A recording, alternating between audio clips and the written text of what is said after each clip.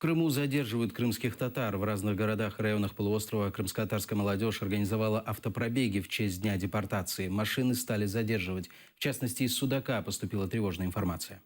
Тех водителей автомобилей, в которых были флаги, крымско-татарские флаги, их задержали и провели в местное отделение, в городское отделение полиции.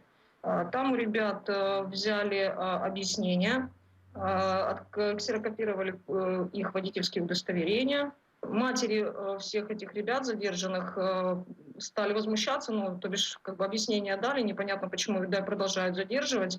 Один из сотрудников полиции сказал, что составляется протокол, хотя изначально не планировалось этого делать, административный протокол. Якобы они должны его подписать, и после этого будут отпущены. Однако проходило там достаточно долгое время. В конечном итоге все закончилось тем, что толпа женщин в достаточно эмоциональной форме прорвалась в отделение милиции. Нашли кабинет, где держали ребят, забрали ребят и просто сели в машины и развели.